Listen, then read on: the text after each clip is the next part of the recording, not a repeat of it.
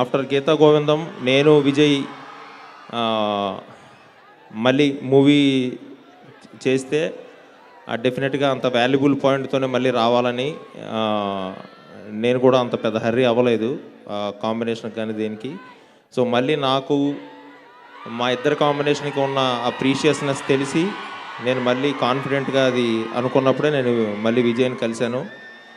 And Vijay కూడా first time కథ విన్నప్పుడు తను కనెక్ట్ అయిన విధానానికి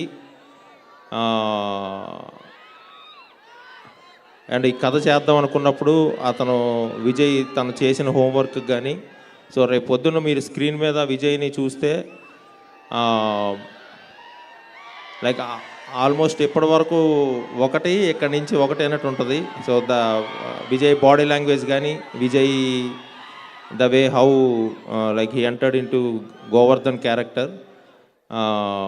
అండ్ ఈ గోవర్ధన్ క్యారెక్టర్ అనేది చాలా రోజులు అందరం మాట్లాడుకుంటాం.